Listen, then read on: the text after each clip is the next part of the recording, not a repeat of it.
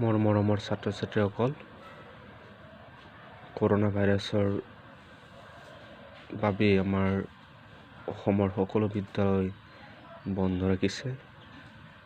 তাৰ বাবে মই ছাত্ৰ ছাত্ৰীসকলৰ ঘৰতে বহি নিশ্চয় আমনি লাগিছে। গতিকে ছাত্ৰ ছাত্ৰীসকলৰ বাবে মই নৱম শ্ৰেণীৰ 6 নম্বৰ পাঠটো গণিতৰ কিছু গণিত সমাধান কৰাৰ চেষ্টা কৰিছোঁ।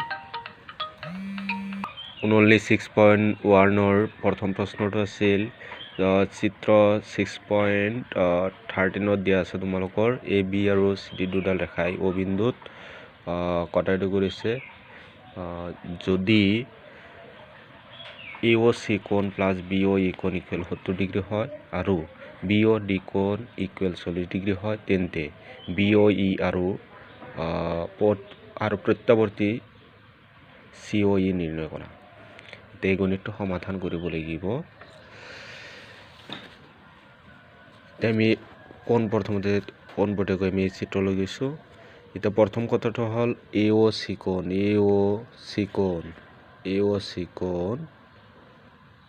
চি কোণ প্লাছ বি অ ই কোণ এই দুটা কোণ মিলি কিমান ডিগ্ৰী দি আছে?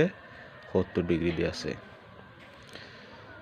মোৰ মৰমৰ ছাত্ৰ ছাত্ৰীসকল, তোমালোকে আগতে পাই আহিছা যে বিপৰীত কোণবিলাক সদায় সমান হয়। এতিয়া বিপৰীত কোণ কি আছিল যে দুডাল ৰেখাই পৰস্পৰক কটায়টো কৰিলে বিপৰীত ফালে উৎপন্ন হোৱা কোণবোৰক বিপৰীত কোণ বুলি কোৱা হয়। গতিকে আমি আগতে পাইছিলোঁ যে বিপৰীত কোণবিলাক সমান হয়। গতিকে ইয়াতে বি অ ডি কোণ, এইটো কোণ আৰু এ অ চি কোণ সমান হ'ব। তাৰোপৰি আমাৰ এ অ চি কোণ আৰু বি অ ডি কোণ সমান হ'ব। এই দুটা কোণ কি কোণ? বিপৰীত কোণ। গতিকে আমি এতিয়া সমাধানত লিখিম আমি দিয়া আছে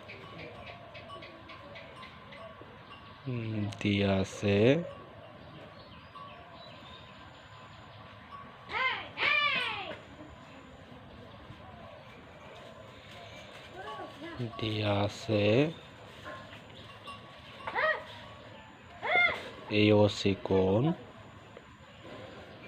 চি কোণ প্লাছ বি অ ই কোণ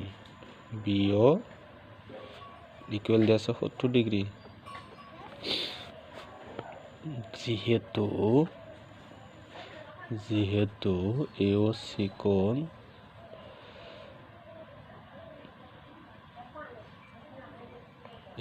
কোণ প্লাছ বি অ ই কোণ, যিহেতু এ অ চি কোণ ইকুৱেল কি হ'ব?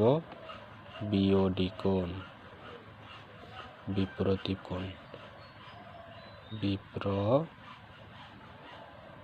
কোণ।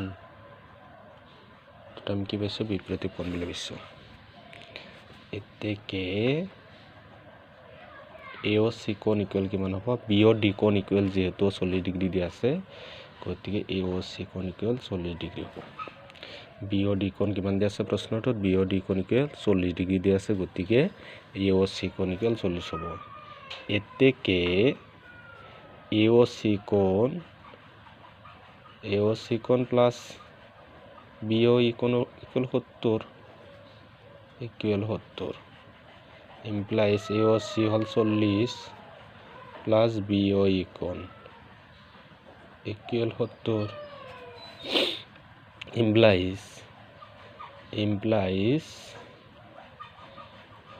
ইমপ্লাইজ ডিগ্ৰী চিনকেইটা দিব লাগিব। বি অ ই কোণ ইকুৱেল, এইটো প্লাছ আছিল সেইফালে গ'লে -40।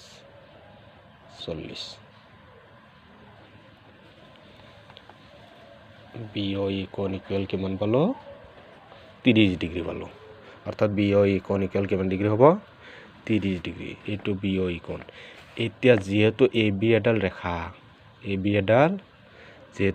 এডাল ৰেখা, গতিকে এ অ চি কোণ প্লাছ চি অ ই কোণ প্লাছ বি অ ই কোণ তিনিওটা মিলি এটা সৰল কোণ হ'ব। গতিকে তিনিওটা সৰল কোণ হ'লে সৰল কোণৰ সমষ্টি আমি জানো 180 ডিগ্ৰী। সৰল কোণৰ যোগ কিমান ডিগ্ৰী হয়? 180 ডিগ্ৰী। গতিকে তিনিওটা মিলি কিমান ডিগ্ৰী হ'ব? 180 ডিগ্ৰী হ'ব। আকৌ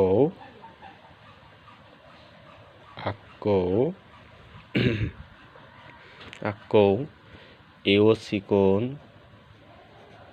প্লাছ BOE কোণ প্লাছ COE কোণ কোণ ইকুৱেল হ'ব 180 ডিগ্ৰী, কাৰণ যেহেতু AOC কোণ প্লাছ COE কোণ প্লাছ BOE কোণ তিনিটা মিলি এটা সৰল কোণ হ'ব। যেহেতু তিনিটা মিলি এটা সৰল কোণ, গতিকে সৰল কোণৰ জোখ হ'ল 180 ডিগ্ৰী। সেইকাৰণে এই তিনিটা মিলি কিমান ডিগ্ৰী হ'ব? 180 ডিগ্ৰী। তাৰে AOC কোণ প্লাছ BOE কোণ ইকুৱেল দিয়া আছে 70 ডিগ্ৰী। দুটা মিলি দিয়া আছে 70 ডিগ্ৰী, প্ৰশ্নটোত দিয়া আছে। ইকুৱেল হ'ল 180 ডিগ্ৰী। এতিয়া COE কোণ ইকুৱেল হ'ব 180 ডিগ্ৰী মাইনাছ 70 ডিগ্ৰী, ইকুৱেল হ'ব 110 ডিগ্ৰী। COE equal 110 degree. এতিয়া আমাক ওলাব দিছিল COE কোণৰ প্ৰত্যাৱৰ্তী কোণ। COEৰ প্ৰত্যাৱৰ্তী ওলাব দিছে। COEৰ প্ৰত্যাৱৰ্তী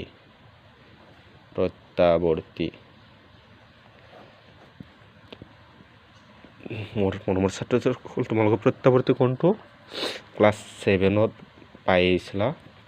এতিয়া প্ৰত্যাৱৰ্তী কোণ মানে কি? যি কোণৰ মাপ 180 ডিগ্ৰীতকৈ ডাঙৰ কিন্তু 360 ডিগ্ৰীতকৈ সৰু। 180তকৈ ডাঙৰ হ'ব লাগিব আৰু 360তকৈ সৰু হ'ব লাগিব। তেনেবোৰ কোণক প্ৰত্যাৱৰ্তী কোণ বুলি কোৱা হয়। আমি সকলোৱে জানো কি যে লিখি থবা, তোমালোকে সন্মুখত বহি কলম আৰু নৱম শ্ৰেণীৰ গণিতখন লৈ বহিব লাগে আৰু টুকি থলে হ'ল বহীত যে প্ৰত্যাৱৰ্তী কোণ মানে হ'ল যি কোণৰ মাপ 180 ডিগ্ৰীতকৈ ডাঙৰ কিন্তু 360 ডিগ্ৰীতকৈ কম, তেনে কোণক প্ৰত্যাৱৰ্তী কোণ বুলি কোৱা হয়। গতিকে আমি এতিয়া যাব লাগিব COE কোণৰ প্ৰত্যাৱৰ্তী কোণ, অৰ্থাৎ COE কোণৰ প্ৰত্যাৱৰ্তী কোণ মানে এইখিনি বাদ দিব লাগিব। এটা বিন্দুত উৎপন্ন হোৱা কোণ সমষ্টি যিহেতু 360 ডিগ্ৰী, গতিকে 360ৰ পৰা আমাৰ যিহেতু প্ৰত্যাৱৰ্তী COEৰ প্ৰত্যাৱৰ্তী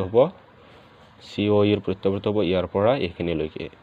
গতিকে আমি ইয়াৰ পৰা এইখিনি ওলাবলগীয়া হ'লে COEৰ প্ৰত্যাৱৰ্তী ওলাব লাগে 360, যিহেতু এটা বিন্দুত উৎপন্ন কোণ সমষ্টি 360 ডিগ্ৰী, গতিকে 360ৰ পৰা COE কোণটোৰ মাপ বাদ দিব লাগিব।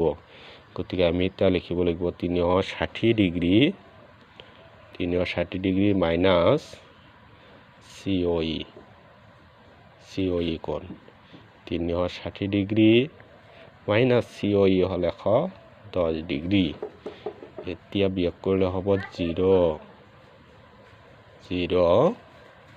তাৰপিছত হ'ব 6ৰ পৰা 1 গ'লে 5, 3ৰ পৰা 250 ডিগ্ৰী। এইটো হ'ব সমাধান। আমাক ওলাব দিছিল তোমালোকৰ প্ৰশ্নমতে BOE কোণ হ'ল 30 ডিগ্ৰী আৰু COEৰ প্ৰত্যাৱৰ্তী কোণ হ'ল 250 ডিগ্ৰী। ধন্যবাদ।